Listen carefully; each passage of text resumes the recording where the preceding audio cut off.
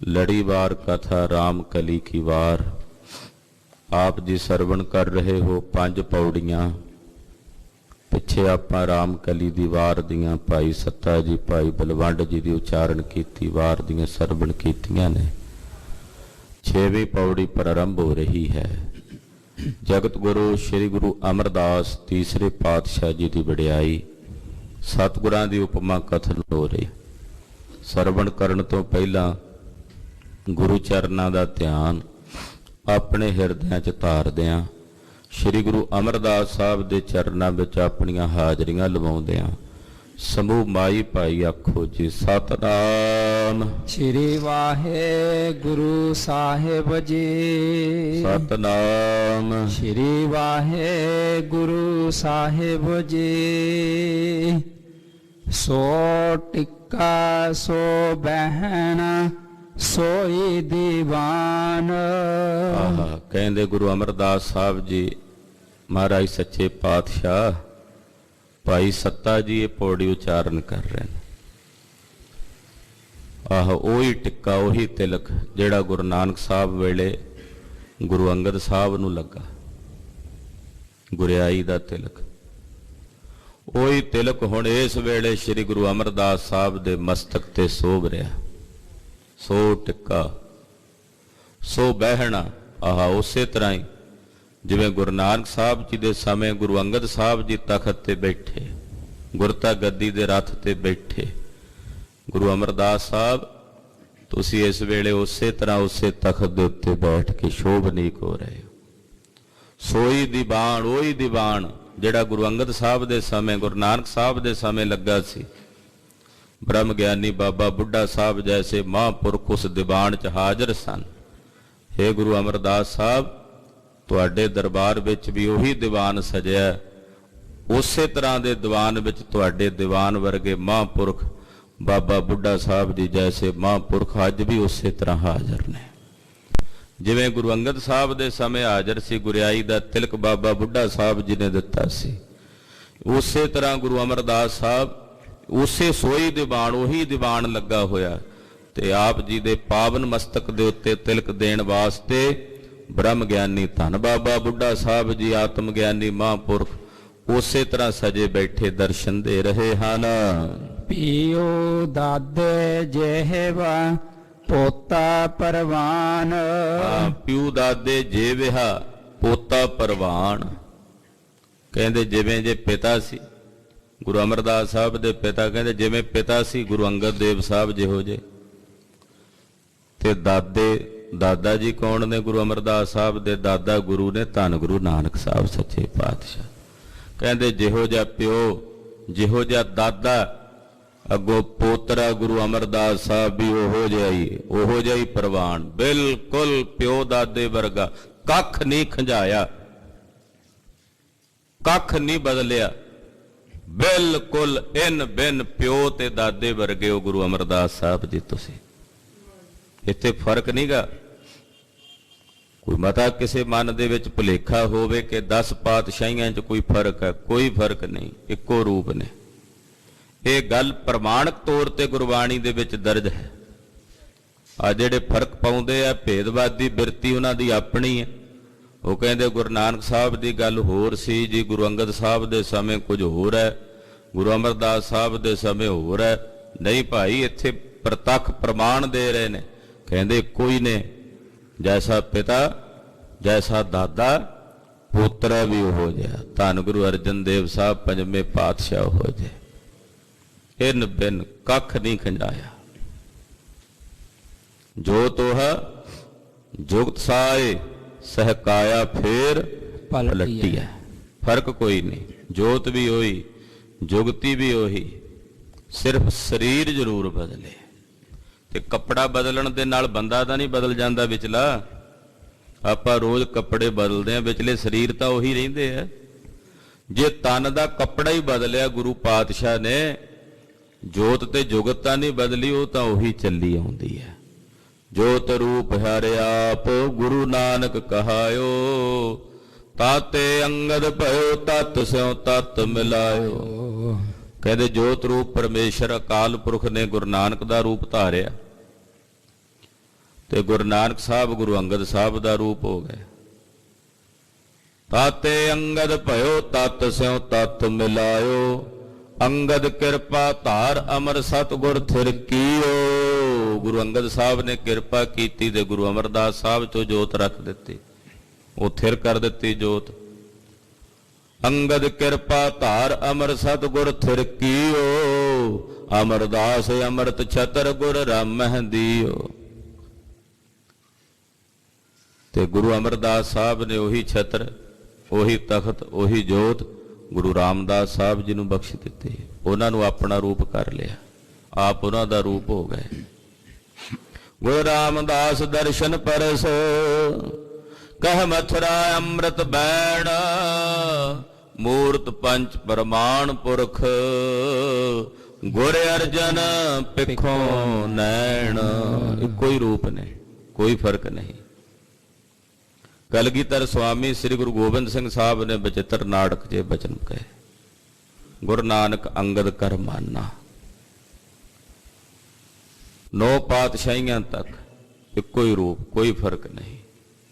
ਤੇ ਫਿਰ 10ਵੇਂ ਪਾਤਸ਼ਾਹ ਸਵਰੂਪ ਸ੍ਰੀ ਗੁਰੂ ਗੋਬਿੰਦ ਸਿੰਘ ਸਾਹਿਬ ਇੱਕ ਬਿਕ ਹੋ ਗਏ। ਤੋ ਇੱਥੇ ਕਹਿ ਰਹੇ ਨੇ, ਜੈਸਾ ਪਿਉ ਦਾਦੇ ਜੇ ਵਿਹਾ ਪੋਤਾ ਪਰਵਾਣ। ਜੈਸੇ ਪਿਤਾ, ਜੈਸੇ ਦਾਦੇ ਗੁਰੂ ਨਾਨਕ ਸਾਹਿਬ, ਉਹਨਾਂ ਵਾਂਗੂ ਹੀ, ਉਹਨਾਂ ਜੈਸੇ ਹੀ ਪੋਤਰੇ ਬਣੇ ਧੰਨ ਗੁਰੂ ਅਮਰਦਾਸ ਸਾਹਿਬ, ਪ੍ਰਵਾਨ ਹੋ ਗਏ। ਜਿਨ ਬਾਸਕ ਨੇਤਰ ਕੱਤਿਆ, ਕਰ ਨੇਹੀ ਤਾਣ। ਜਿਨ੍ਹਾਂ ਨੇ ਬਾਸਕ ਨੂੰ ਨੇਤਰਾ ਬਣਾ ਲਿਆ ਔਰ ਆਪਣੇ ਤਾਣ ਦਾ ਬਲ ਦਾ ਨੇਈ। ਪੁਰਾਣੇ ਸਮਿਆਂ 'ਚ ਜਦੋਂ ਮਧਾਣੀਆਂ ਹੁੰਦੀਆਂ, ਉਹਦੇ ਨਾਲ ਇੱਕ ਡੰਡਾ ਗੱਡ ਦਿੰਦੇ ਸੀ, ਉਹਨੂੰ ਨੇਈ ਕਹਿੰਦੇ ਸੀ। ਉਹਦੇ ਨਾਲ ਰੱਸਾ ਬੰਨ੍ਹ ਕੇ ਤੇ ਇਦਾਂ ਮਾਈਆਂ ਬੀਬੀਆਂ ਇਦਾਂ ਘੁਮਾਉਂਦੀਆਂ। ਇੱਕ ਡੰਡਾ ਉਹ ਸਥਿਰ ਰਹਿੰਦਾ ਸੀ ਪਿਛਲੇ ਪਾਸੇ ਨਾ ਮਧਾਣੀਆਂ ਦੇ, ਉਹਨੂੰ ਨੇਈ ਕਹਿੰਦੇ ਸੀ। ਸਤਿਗੁਰੂ ਗੁਰੂ ਅਮਰਦਾਸ ਸਾਹਿਬ ਜੀ, ਜਿਹੜਾ ਤੁਹਾਡਾ ਤਾਣ ਹੈ ਨਾ, ਬਲ ਹੈ, ਉਹ ਹੈ ਨੇਈ। ਔਰ ਤੁਸਾਂ ਨੇ ਆਪਣੇ ਮਨ ਨੂੰ, ਮਨ ਰੂਪੀ ਬਾਸਕ ਨੂੰ ਨੇਤਰਾ ਬਣਾ ਕੇ ਉਸ ਬਲ ਦੇ ਨਾਲ ਆਲੇ ਦੁਆਲੇ ਬੰਨ੍ਹ ਦਿੱਤਾ। ਨੇਤਰਾ ਕਹਿੰਦੇ ਰੱਸੀ ਨੂੰ। ਹਾਂਜੀ। ਜਿਨ ਸਮੁੰਦ ਵਿਰੋਲਿਆ, ਕਰ ਮੇਰ ਮਦਾਨ। ਔਰ ਸੁਰਤੀ ਨੂੰ, ਬੁੱਧੀ ਨੂੰ ਮੇਰ ਮਧਾਣ, ਮਧਾਣੀ ਬਣਾ ਕੇ, ਬੁੱਧੀ ਰੂਪੀ ਸੁਮੇਰ ਨੂੰ, ਜਿਵੇਂ ਦੈਤਾਂ ਤੇ ਦਾਨਵਾਂ ਨੇ, ਦੇਵਤਿਆਂ ਨੇ ਸਮੁੰਦਰ ਰਿੜਕਿਆ ਸੀ ਨਾ, ਵਿੱਚ ਸੁਮੇਰ ਪਰਬਤ ਪਾ ਕੇ ਰਿੜਕਿਆ ਸੀ ਤੇ ਵਿੱਚੋਂ 14 ਰਤਨ ਕੱਢੇ ਸੀ। ਇਸੇ ਤਰ੍ਹਾਂ ਗੁਰੂ ਅਮਰਦਾਸ ਸਾਹਿਬ ਜੀ, ਤੁਸੀਂ ਬੁੱਧੀ ਨੂੰ ਮੇਰ ਮਧਾਣ ਬਣਾ ਕੇ, ਸ਼੍ਰੋਮਣੀ ਬੁੱਧੀ ਜਿਹੜੀ ਸੀ ਉਹਨੂੰ ਮਧਾਣੀ ਬਣਾ ਕੇ ਬ੍ਰਹਮ ਗਿਆਨ ਰੂਪੀ ਸਮੁੰਦਰ ਨੂੰ ਰਿੜਕਿਆ। ਜਿਨ ਸਮੁੰਦ ਵਿਰੋਲਿਆ, ਜਿਹੜਾ ਬ੍ਰਹਮ ਗਿਆਨ ਰੂਪੀ ਸਮੁੰਦਰ ਸੀ ਉਹਨੂੰ ਰਿੜਕਿਆ। 14 ਰਤਨ ਨਿਕਾਲਣ, ਕੀਤੋਨ ਚਾਨਣ। ਉਹਦੇ ਵਿੱਚੋਂ ਫਿਰ ਆਪ ਜੀ ਨੇ 14 ਰਤਨ ਪ੍ਰਗਟ ਕੀਤੇ। ਸ਼ੁਭ ਗੁਣ, ਸ਼ੁਭ ਗੁਣਾ ਰੂਪੀ 14 ਰਤਨ ਨਿਕਾਲਣ, ਪ੍ਰਗਟ ਕੀਤੇ। ਉਹਨਾਂ ਦਾ ਚਾਨਣ ਦਾ ਮਤਲਬ ਸਾਰੇ ਜਗਤ ਵਿੱਚ ਪ੍ਰਗਟ ਕੀਤੇ, ਚਾਨਣਾ ਕੀਤਾ ਕਿ ਸਤ ਕੀ ਹੈ, ਸੰਤੋਖ ਕੀ ਹੈ, ਦਇਆ ਕੀ ਹੈ, ਖਿਮਾ ਕੀ ਹੈ, ਵਿਵੇਕ ਕੀ ਹੈ। ਇਹ ਜਿੰਨੇ ਸ਼ੁਭ ਗੁਣਾ ਰੂਪੀ ਰਤਨ ਸੀ, ਇਹਨਾਂ ਦਾ ਚਾਨਣਾ ਕਰਕੇ ਸਾਰੇ ਜਗਤ ਵਿੱਚ ਵਿਖਾਇਆ ਲੋਕਾਂ ਨੂੰ। ਐ ਦੁਨੀਆ ਦੇ ਲੋਕੋ, ਜੇ ਸੰਤੋਖ ਵੇਖਣਾ ਤੇ ਗੁਰੂ ਅਮਰਦਾਸ ਸਾਹਿਬ ਦੇ ਘਰ 'ਚ ਵੇਖੋ ਕਿ ਰਾਤ ਨੂੰ ਗਾਗਰਾਂ ਦੇ ਵਿੱਚੋਂ ਪਾਣੀ ਰੋੜ ਕੇ ਮੂਧੀਆਂ ਮਾਰ ਦਿੱਤੀਆਂ ਜਾਂਦੀਆਂ। ਅਗਲੇ ਦਿਨ ਲਈ ਪਾਣੀ ਤੱਕ ਵੀ ਗਾਗਰਾਂ 'ਚ ਨਹੀਂ ਰੱਖਦੇ, ਰਸਤਾਂ ਤਾਂ ਕਿਤੇ ਰਹੀਆਂ। ਜੇ ਸੰਤੋਖ ਵੇਖਣਾ ਤੇ ਸੰਤੋਖ ਦਾ ਚਾਨਣਾ, ਹੇ ਗੁਰੂ ਅਮਰਦਾਸ ਸਾਹਿਬ, ਤੁਸੀਂ ਉਹਨੂੰ ਸੰਸਾਰ 'ਚ ਪ੍ਰਗਟ ਕਰਕੇ ਵਿਖਾਇਆ। ਜੇ ਦਇਆ ਵਿਖਾਉਣੀ ਤੇ ਦਇਆ ਐਸੀ, 22 ਸਾਲ ਗੁਰਗੱਦੀ ਤੇ ਰਹੇ ਮੇਰੇ ਸਤਿਗੁਰੂ, ਹੁਕਮ ਕਰ ਦਿੱਤਾ ਸੀ ਧਰਮਰਾਜੇ ਨੂੰ ਕਿ ਸਾਡੇ ਹੁੰਦਿਆਂ ਇਸ ਸਰੀਰ 'ਚ ਇੱਥੇ ਤੱਕ ਵਿਚਰਦਿਆਂ ਤੇਰੇ ਦੂਤ ਸਾਡੀ ਨਗਰੀ 'ਚ ਨਹੀਂ ਵੜਨੇ ਚਾਹੀਦੇ। ਗਰੀਬ ਨਵਾਜ ਪਾਤਸ਼ਾਹ ਨੇ ਉਹ ਸ਼ੁਭ ਗੁਣਾਂ ਦੇ ਰਤਨ, ਉਹਨਾਂ ਦਾ ਚਾਨਣਾ, ਉਹ ਪ੍ਰਗਟ ਕਰਕੇ ਸਾਰੇ ਸੰਸਾਰ ਨੂੰ ਵਿਖਾ ਦਿੱਤੇ। ਘੋੜਾ ਕੀਤੋ ਸਹਿਜ ਦਾ ਜਤ ਕੀਓ ਪਲਾਣ। ਇਹ ਗੁਰੂ ਅਮਰਦਾਸ ਸਾਹਿਬ ਜੀ, ਤੁਸੀਂ ਜਿਹੜੇ ਘੋੜੇ ਤੇ ਸਵਾਰ ਹੋ, ਘੋੜਾ ਗਿਆਨ ਦਾ ਹੈ। ਘੋੜਾ ਕੀਤੋ ਸਹਿਜ ਦਾ, ਸਹਿਜ ਨਾਮ ਹੁੰਦਾ, ਇੱਥੇ ਸਹਿਜ ਦਾ ਅਰਥ ਹੈ ਗਿਆਨ। ਕਈ ਥਾਵਾਂ ਤੇ ਸਹਿਜ ਦਾ ਅਰਥ ਹੁੰਦਾ ਸ਼ਾਂਤੀ, ਟਿਕਾ। ਇੱਥੇ ਸਹਿਜ ਦਾ ਅਰਥ ਹੈ ਗਿਆਨ। ਮਹਾਂਪੁਰਖਾਂ ਨੇ ਉਹ ਅਰਥ ਕੀਤਾ। ਹੇ ਗੁਰੂ ਅਮਰਦਾਸ ਸਾਹਿਬ, ਤੁਸੀਂ ਗਿਆਨ ਦਾ ਘੋੜਾ ਕੀਤਾ, ਤੁਸੀਂ ਗਿਆਨ ਦੇ ਘੋੜੇ ਤੇ ਸਵਾਰ ਹੋ, ਤੇ ਤੁਹਾਡੇ ਉਸ ਗਿਆਨ ਦੇ ਘੋੜੇ ਤੇ ਜਤ ਕੀਓ ਪਲਾਣ। ਜਤ ਦੀ ਕਾਠੀ ਪਾਈ ਹੋਈ ਹੈ। ਘੋੜੇ ਤੇ ਕਾਠੀ ਪਾਈ ਜਾਂਦੀ ਨਾ, ਪਲਾਣ ਨਾਮ ਕਾਠੀ ਦਾ ਹੈ। ਔਰ ਜਤ ਦੀ ਉਹਦੇ ਤੇ ਕਾਠੀ ਪਾਈ ਹੋਈ ਹੈ। ਜਿੱਥੇ ਗਿਆਨ ਹੋਵੇਗਾ ਉੱਥੇ ਜਤ ਹੋਵੇਗਾ ਹੀ ਹੋਵੇਗਾ। ਆਖੋ ਸਤਿਨਾਮ ਸ੍ਰੀ ਵਾਹਿਗੁਰੂ। ਗਿਆਨ ਹੋਵੇਗਾ ਜਤ ਹੋਵੇਗਾ, ਗਿਆਨ ਨਹੀਂ ਤੇ ਜਤ ਵੀ ਜਾਂਦਾ ਰਹਿੰਦਾ। ਤੋ ਆਪ ਜੀ ਗਿਆਨ ਦੇ ਘੋੜੇ ਤੇ ਸਵਾਰ ਹੋ ਤੇ ਜਤ ਦੀ ਉੱਤੇ ਕਾਠੀ ਹੈ। ਹਾਂਜੀ।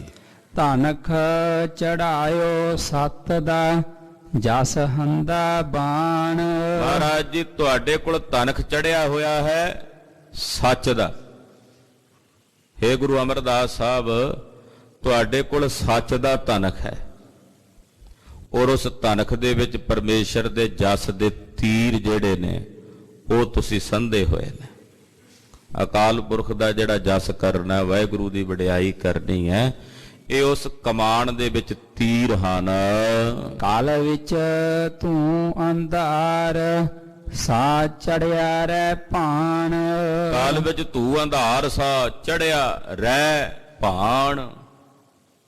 ਕਹਿੰਦੇ ਕਲਯੁਗ ਵਿੱਚ ਧੂਆਂ ਹੀ ਧੂਆਂ ਸੀ, ਅੰਧਕਾਰ ਹੀ ਅੰਧਕਾਰ ਸੀ, ਹਨੇਰਾ ਹੀ ਹਨੇਰਾ ਸੀ, ਕੁੱਪ ਹਨੇਰਾ ਸੀ। ਪੂਰੇ ਸੰਸਾਰ ਭਰ ਵਿੱਚ ਵਿਦਿਆ ਦਾ, ਗਿਆਨਤਾ ਦਾ, ਪਾਪਾਂ ਦਾ ਹਨੇਰਾ ਹੀ ਹਨੇਰਾ ਸੀ। ਧੂਆਂ ਚੜਿਆ ਪਿਆ ਸੀ, ਦਿਸਦਾ ਨਹੀਂ ਸੀ ਕੁਝ। ਚੜਿਆ ਰਹਿ ਭਾਣ। ਆਹ ਰਹਿ ਨਾਮ ਹੁੰਦਾ ਕਿਰਨਾਂ ਵਾਲਾ। ਭਾਣ ਕਹਿੰਦੇ ਆ ਸੂਰਜ ਨੂੰ, ਸੂਰਜ ਕਿਰਨਾਂ ਵਾਲਾ ਹੁੰਦਾ ਨਾ। ਹੇ ਗੁਰੂ ਅਮਰਦਾਸ ਸਾਹਿਬ, ਇਸ ਕਲਯੁਗ ਦੇ ਘੋਰ ਹਨੇਰੇ ਵਿੱਚ, ਜਿੱਥੇ ਸਾਰੇ ਪਾਸੇ ਵਿਦਿਆ ਤੇ ਅਗਿਆਨਤਾ ਦਾ ਹਨੇਰਾ ਸੀ, ਉਹਦੇ 'ਚ ਤੁਸੀਂ ਕਿਰਨਾਂ ਵਾਲੇ ਸੂਰਜ ਬਣ ਕੇ ਚੜੇ ਹੋ ਤੇ ਅੰਧਕਾਰ ਨੂੰ ਦੂਰ ਕਰ ਦਿੱਤਾ ਹੈ।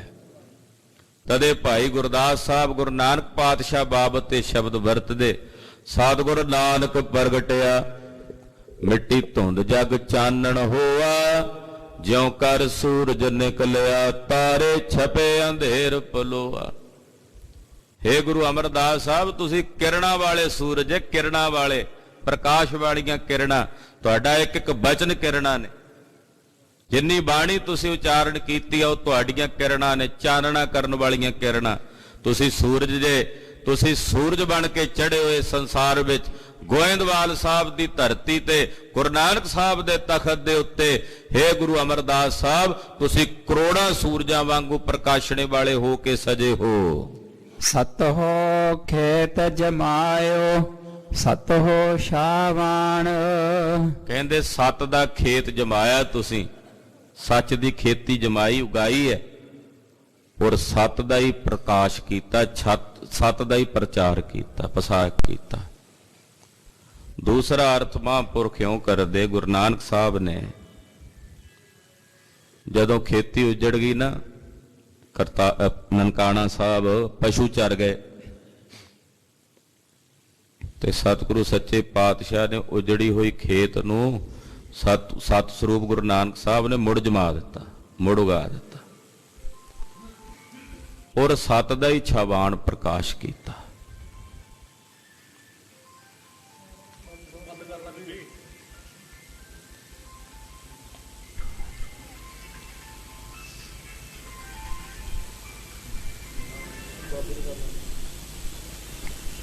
ਸਤ ਦਾ ਖੇਤ ਜਮਾਇਆ ਤੇ ਸਤ ਦਾ ਹੀ ਪ੍ਰਚਾਰ ਕੀਤਾ ਹੈ ਜੀ। ਨਿਤ ਰਸੋਈ ਤੇਰੀ ਐ ਕਿਉ ਮੈਦਾ ਖਾਣ। ਹੇ ਗਰੀਬ ਨਵਾਜ, ਤੁਹਾਡੀ ਰਸੋਈ ਵਿੱਚ ਗੁਰੂ ਅਮਰਦਾਸ ਸਾਹਿਬ ਆਹ ਘਿਓ ਮੈਦਾ ਮਤਲਬ ਆਟੇ ਦੇ ਪ੍ਰਸ਼ਾਦੇ ਤੇ ਦੇਸੀ ਘਿਓ ਵਾਲੇ ਲੰਗਰ ਉਹ ਨਿਤ ਛਕਣ ਨੂੰ ਮਿਲਦੇ ਆ। ਜਿਹੜਾ ਆਉਂਦਾ ਪਹਿਲਾ ਹੁਕਮ ਹੀ ਹੈ ਵੀ ਪਹਿਲਾਂ ਪੰਗਤ ਕਰੋ ਫਿਰ ਸੰਗਤ। ਗੁਰੂ ਅਮਰਦਾਸ ਸਾਹਿਬ ਨਿਤ ਖਾਣ ਨੂੰ ਮਿਲਦਾ। ਇੱਥੇ ਦੂਸਰਾ ਅਰਥ ਵੀ ਇਦਾਂ ਕੀਤਾ, ਮਹਾਰਾਜ ਤੁਹਾਡੇ ਸਾਧ ਸੰਗਤ ਰੂਪੀ ਰਸੋਈ ਵਿੱਚੋਂ ਘਿਓ ਸਨਿਗਧ ਮੈਦਾ, ਘਿਓ ਸਨਿਗਧ ਪ੍ਰਸ਼ਾਦੇ ਯਾਨੀ ਕਿ ਸ਼ਬਦ ਰੂਪੀ ਨਾਨਕ ਪੁਸਰੀਆਂ ਪਕਾਈਆਂ, ਪਾਈਆਂ ਥਾਲੇ ਮਾਹੇ, ਜਿਨੇ ਗੁਰੂ ਮਨਾਇਆ ਰਜ ਰਜ ਸੇ ਖਾਏ ਪ੍ਰਸ਼ਾਦੇ ਭੋਜਨ। ਇਹ ਪੁਸਰੀਆਂ ਆਪ ਜੀ ਦੀ ਸੰਗਤ ਵਿੱਚੋਂ ਛਕਣ ਵਾਸਤੇ ਮਿਲਦੀਆਂ ਹਨ। ਚਾਰੇ ਕੁੰਡਾ ਸੁਜਿਓਸ ਮਨ ਮਹਿ ਸ਼ਬਦ ਪ੍ਰਵਾਨ। ਜਿਨ੍ਹਾਂ ਦੇ ਮਨ ਵਿੱਚ ਆਪ ਜੀ ਦਾ ਸ਼ਬਦ ਵਸ ਗਿਆ, ਜਿਨ੍ਹਾਂ ਦੇ ਮਨ ਵਿੱਚ ਮਹਾਰਾਜ ਗੁਰੂ ਅਮਰਦਾਸ ਸਾਹਿਬ ਤੁਹਾਡਾ ਸ਼ਬਦ ਵਸ ਗਿਆ, ਜਿਹੜੇ ਤੁਹਾਡੇ ਸ਼ਬਦ ਨਾਲ ਪ੍ਰਵਾਨ ਹੋ ਗਏ, ਉਹਨਾਂ ਨੂੰ ਫਿਰ ਚੌ ਕੁੰਟਾਂ ਵਿੱਚ ਚਾਰਾਂ ਦਿਸ਼ਾਵਾਂ ਵਿੱਚ ਪ੍ਰਮਾਤਮਾ ਦਾ ਸਵਰੂਪ ਸੁਝਣ ਲੱਗ ਪੈਂਦਾ। ਚਾਰੇ ਕੁੰਡਾਂ ਸੁਝਿਓਸ, ਉਹਨੂੰ ਚੌ ਕੁੰਡਾਂ ਵਿੱਚ ਸੁਝ ਜਾਂਦਾ ਵੀ ਸਭ ਪਾਸੇ ਰੱਬ ਹੈ, ਪਰਮੇਸ਼ਰ ਦੀ ਜੋਤ ਸਾਰਿਆਂ ਵਿੱਚ ਹੈ। ਕਿਹਨਾਂ ਨੂੰ? ਮਨ ਮਹਿ ਸ਼ਬਦ ਪ੍ਰਵਾਨ, ਜਿਨ੍ਹਾਂ ਦੇ ਮਨ ਵਿੱਚ ਸਤਿਗੁਰੂ ਜੀ ਤੁਹਾਡਾ ਸ਼ਬਦ ਵਸਦਾ, ਜਿਹੜੇ ਤੁਹਾਡੇ ਸ਼ਬਦ ਕਰਕੇ ਪ੍ਰਵਾਨ ਹੋ ਜਾਂਦੇ ਹਨ। ਆਵਾ ਗੌਣ ਨਿਵਾਰਿਓ ਕਰ ਨਦਰ ਨਿਸ਼ਾਨ। ਸਤਿਗੁਰੂ ਗੁਰੂ ਅਮਰਦਾਸ ਸਾਹਿਬ ਜੀ ਜਿਨ੍ਹਾਂ ਤੇ ਤੁਹਾਡੀ ਨਜ਼ਰ ਦਾ ਨਿਸ਼ਾਨ ਪੈ ਜਾਂਦਾ। ਨਿਸ਼ਾਨ ਦਾ ਮਤਲਬ ਪ੍ਰਵਾਨਗੀ। ਜਦੋਂ ਰਾਹਦਾਰੀ ਕਹਿੰਦੇ ਨਾ, ਰਾਹਦਾਰੀ ਵੀ ਇੱਕ ਰਾਹਦਾਰੀ ਦੇ ਦਿੰਦੇ ਵੀ ਆਹ ਤੇਰੀ ਪ੍ਰਵਾਨਗੀ, ਤੈਨੂੰ ਕੋਈ ਰੋਕ ਟੋਕ ਨਹੀਂ ਹੋਣੀ, ਜਿੱਥੇ ਕੋਈ ਪੁੱਛਿਆ ਵਿਖਾ ਦੇ। ਕਹਿੰਦੇ ਹੇ ਵਾਹਿਗੁਰੂ ਜੀ, ਜਿਨ੍ਹਾਂ ਤੇ ਤੁਹਾਡੀ ਨਜ਼ਰ ਦਾ ਨਿਸ਼ਾਨ ਪੈ ਜਾਂਦਾ ਨਾ, ਉਹ ਰਾਹਦਾਰੀ ਜਿਨ੍ਹਾਂ ਨੂੰ ਤੁਹਾਡੀ ਕਿਰਪਾ ਦੀ ਮਿਲ ਜਾਂਦੀ ਹੈ, ਫਿਰ ਉਹ ਆਵਾ ਗੌਣ ਤੋਂ ਰਹਿਤ ਹੋ ਜਾਂਦੇ ਨੇ। ਉਹਨਾਂ ਨੂੰ ਜਨਮ ਮਰਨ ਦੇ ਚੱਕਰਾਂ 'ਚ ਨਹੀਂ ਪੈਣਾ ਪੈਂਦਾ। ਉਹਨਾਂ ਨੂੰ ਰਾਹਦਾਰੀ ਮਿਲ ਜਾਂਦੀ ਪਰਮੇਸ਼ਰ ਦੇ ਘਰ ਦੀ, ਤੇ ਜਿਹੜਾ ਪਰਮੇਸ਼ਰ ਦੇ ਘਰ ਵਿੱਚ ਜਾ ਕੇ ਭੇਦ ਹੋ ਜਾਂਦਾ, ਉਹਨੂੰ ਮੁੜ ਕੇ ਆਵਾ ਗੌਣ ਦੇ ਚੱਕਰਾਂ 'ਚ ਆਉਣਾ ਹੀ ਨਹੀਂ ਪੈਂਦਾ। ਤੁਹਾਡੀ ਨਜ਼ਰ ਰਾਹਦਾਰੀ ਹੈ, ਤੁਹਾਡੀ ਨਜ਼ਰ ਦੇ ਨਿਸ਼ਾਨ ਨਾਲ ਇਹ ਅਕਾਲ ਪੁਰਖ ਦੀ ਦਰਗਾਹ 'ਚ ਪ੍ਰਵਾਨ ਹੋ ਜਾਂਦਾ ਹੈ। ਇਹ ਜੀਵ ਨਿਰੰਕਾਰ ਦੇ ਘਰ ਪ੍ਰਵਾਨ ਹੋ ਜਾਂਦਾ, ਉਹਦੇ ਦਾ ਆਵਾ ਗੌਣ ਨਿਰਵਿਰਤ ਹੋ ਜਾਂਦਾ ਹੈ। ਆਓ ਤਰਿਆ ਆਓ ਤਾਰ ਲੈ ਸੋ ਪੁਰਖ ਸੋ ਜਾਣ। ਉਹ ਸੁਜਾਨ ਪੁਰਖ ਅਕਾਲ ਪੁਰਖ ਇਹ ਸੰਸਾਰ ਵਿੱਚ ਅਵਤਾਰ ਧਾਰਨ ਕਰਕੇ ਅਵਤਰਤ ਹੋਇਆ। ਗੁਰੂ ਨਾਨਕ, ਗੁਰੂ ਅੰਗਦ, ਗੁਰੂ ਅਮਰਦਾਸ ਸਾਹਿਬ ਦੇ ਰੂਪ ਵਿੱਚ ਉਹ ਪਰਮੇਸ਼ਰ ਹੀ ਆਇਆ, ਅਕਾਲ ਪੁਰਖ ਹੀ ਅਵਤਾਰ ਧਾਰਨ ਕਰਕੇ ਆਇਆ। ਚਖੜ ਵਾਉ ਨਾ ਡੋਲਈ ਪਰਬਤ ਮੇਰਾਨ। ਕਹਿੰਦੇ ਹੇ ਗੁਰੂ ਅਮਰਦਾਸ ਸਾਹਿਬ, ਤੁਸੀਂ ਇਹੋ ਜਿਹੇ ਸਮੇਰ ਪਰਬਤ ਵਾਂਗੂ ਅਡੋਲੋ। ਸਮੇਰ ਪਰਬਤ ਕਹਿੰਦੇ ਇੰਨਾ ਵੱਡਾ ਪਹਾੜ ਹੈ ਵੀ ਦੁਨੀਆ ਦੇ ਸਭ ਪਹਾੜਾਂ ਚੋਂ ਸਭ ਤੋਂ ਵੱਡਾ ਪਹਾੜ। ਹਨੇਰੀ ਚੱਲੇ ਉਹਨੂੰ ਉਡਾ ਸਕਦੀ ਹੈ। ਕੋਈ 20-50-100 ਕਿਲੋ ਦਾ ਪੱਥਰ ਪਿਆ ਹੋਵੇ, ਉਹ ਨਹੀਂ ਹਿੱਲਦਾ ਹਵਾ ਨਾਲ। ਤਾਂ ਸਮੇਰ ਨੂੰ ਕੌਣ ਹਿਲਾਵੇ? ਹਨੇਰੀ ਹਿਲਾ ਸਕਦੀ? ਝੱਖੜ ਵਾਓ ਨਹੀਂ ਡੋਲਦਾ। ਮਹਾਰਾਜ ਗੁਰੂ ਅਮਰਦਾਸ ਸਾਹਿਬ, ਤੁਹਾਡਾ ਹਿਰਦਾ ਇਤਨਾ ਅਡੋਲ ਹੈ ਸਮੇਰ ਪਰਬਤ ਵਾਂਗੂ ਕਿ ਲੋਭ ਰੂਪੀ ਝੱਖੜ ਤੇ ਵਾਸ਼ਨਾਵਾਂ ਰੂਪੀ ਹਵਾ ਉਹ ਤੁਹਾਡੇ ਮਨ ਨੂੰ, ਤੁਹਾਡੇ ਹਿਰਦੇ ਨੂੰ ਡੁਲਾ ਨਹੀਂ ਸਕਦੀਆਂ। ਝੱਖੜ ਵਾਓ ਨਾ ਡੋਲਈ ਪਰਬਤ ਮੇਰਾਨ। ਝੱਖੜ ਕਿਹੜਾ? ਲੋਭ ਦਾ। ਲੋਭ ਦਾ ਝੱਖੜ ਤੁਹਾਡੇ ਮਨ ਨੂੰ ਨਹੀਂ ਡੁਲਾ ਸਕਦਾ। ਵਾਸ਼ਨਾਵਾਂ ਜਿਹੜੀਆਂ ਨੇ ਪਦਾਰਥਾਂ ਦੀਆਂ, ਉਹਦੀ ਹਵਾ ਵਾਓ ਉਹ ਤੁਹਾਨੂੰ ਨਹੀਂ ਡੁਲਾ ਸਕਦੀ, ਕਿਉਂਕਿ ਤੁਸੀਂ ਸੁਮੇਰ ਪਰਬਤ ਵਾਂਗੂ ਅਡੋਲ ਹੋ। ਜਾਣੈ ਬਿਰਥਾ ਜੀ ਕੀ ਜਾਣੀ ਹੂੰ ਜਾਣ। ਮਹਾਰਾਜ ਤੁਸੀਂ ਜਾਣੀ ਜਾਣ ਹੋ, ਸਭ ਦੇ ਦਿਲਾਂ ਦੀਆਂ ਜਾਣਦੇ ਹੋ, ਜੀਵਾਂ ਦੇ ਹਿਰਦਿਆਂ ਦੀਆਂ ਬਿਰਥਾਵਾਂ, ਪੀੜਾ ਨੂੰ, ਸਾਡੇ ਅੰਦਰ ਦੀ ਦਰਦ ਨੂੰ, ਸਾਡੀ ਪੀੜ ਨੂੰ, ਸਾਡੀ ਚੀਸ ਨੂੰ। ਹੇ ਮੇਰੇ ਸਤਿਗੁਰੂ ਅੰਤਰਯਾਮੀ ਗੁਰੂ ਅਮਰਦਾਸ ਸਾਹਿਬ, ਤੁਸੀਂ ਜਾਣਦੇ ਹੋ, ਜਾਣੀ ਜਾਣਦੇ ਹੋ। ਸਾਡੇ ਅੰਦਰ ਦੀ ਪੀੜਾ ਨੂੰ, ਵੇਦਨ ਨੂੰ ਬਿਨਾ ਬੋਲਿਆਂ ਜਾਣਦੇ ਹੋ। ਕਿਆ ਸਾਲਾਹੀ ਸੱਚੇ ਪਾਤਸ਼ਾਹ ਜਾਂ ਤੂੰ ਸੁਕੜ ਸੋ ਜਾਨ। ਇਹ ਵਾਹਿਗੁਰੂ ਜੇ ਤੂੰ ਹੀ ਸੁਗੜ ਸੁਜਾਨ ਵਾਹਿਗੁਰੂ ਪਰਮੇਸ਼ਰ ਹੈ, ਮੈਂ ਤੇਰੀ ਕੀ ਸਲਾਘਾ ਕਰਾਂ ਵਾਹਿਗੁਰੂ, ਤੁਹਾਡੀ ਕੀ ਉਪਮਾ ਕਰਾਂ, ਤੁਹਾਡੀ ਕੀ ਵਡਿਆਈ ਕਹਾਂ। ਦਾਨ ਜੈ ਸਤਿਗੁਰ ਭਾਵਸੀ ਸੋ ਸੱਤੇ ਦਾਨ।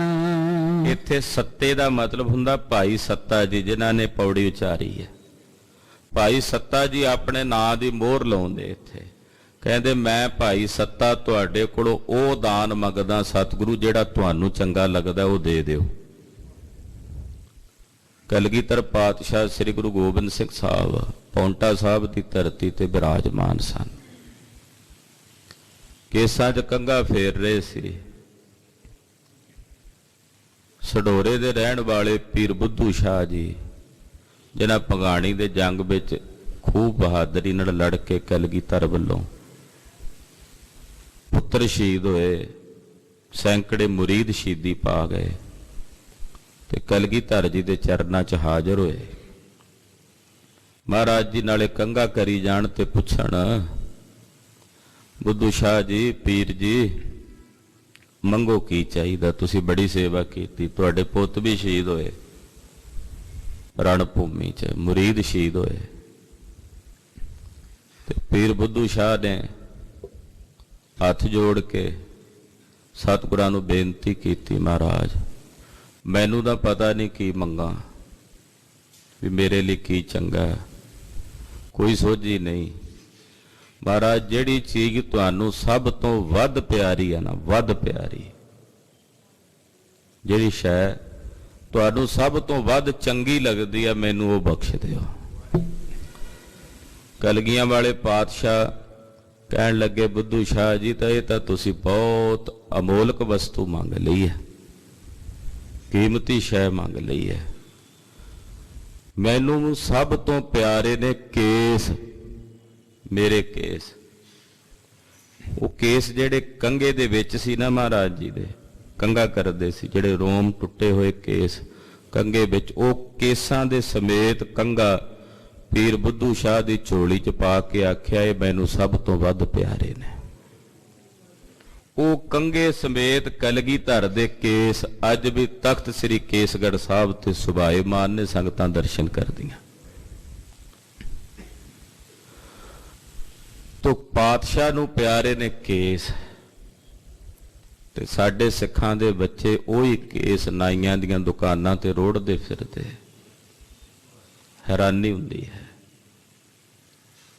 ਜਿਹੜੇ ਕੇਸ ਕਟਾਉਂਦੇ ਉਹ ਭਾਈ ਕਲਗੀਧਰ ਦਾ ਇਹ ਬਚਨ ਸੁਣੋ, ਸਭ ਤੋਂ ਪਿਆਰੇ ਮੇਰੇ ਪਾਤਸ਼ਾਹ ਨੂੰ ਕੇਸ ਨੇ, ਇਹ ਗੁਰੂ ਕੀ ਮੋਹਰ ਹੈ, ਕੇਸ ਗੁਰੂ ਕੀ ਮੋਹਰ ਹੈ।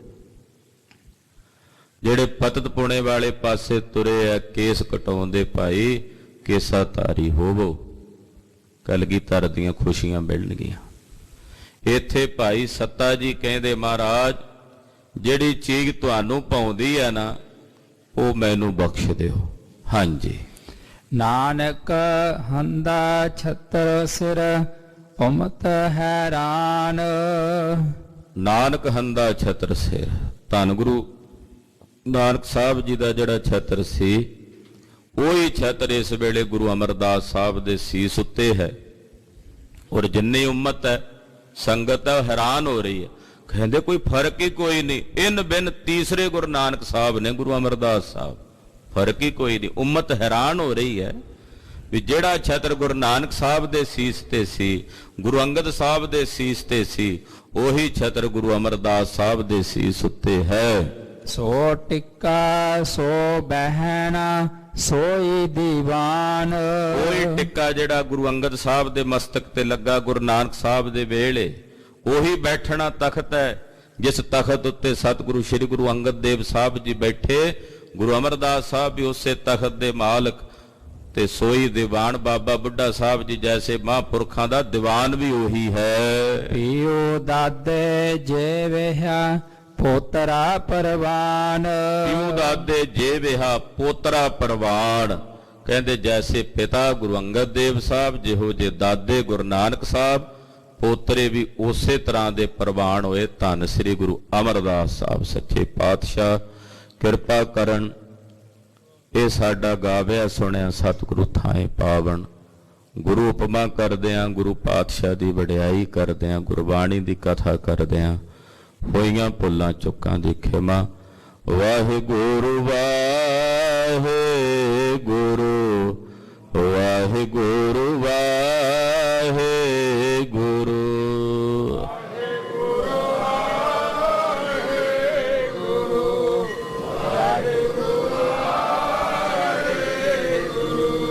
ਵਾਹਿਗੁਰੂ ਵਾਹਿਗੁਰੂ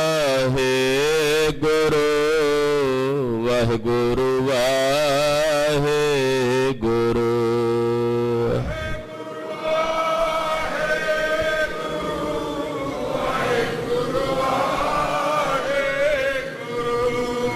ਵਾਹਿਗੁਰੂ ਵਾਹਿਗੁਰੂ ਵਾਹਿਗੁਰੂ ਵਾਹਿਗੁਰੂ।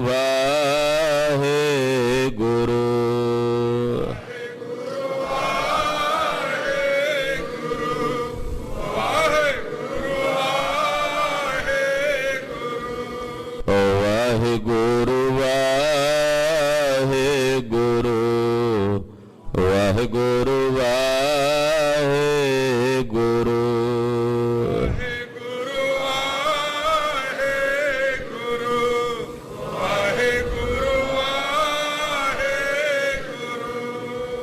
ਵਾਹਿਗੁਰੂ ਵਾਹਿਗੁਰੂ ਵਾਹਿਗੁਰੂ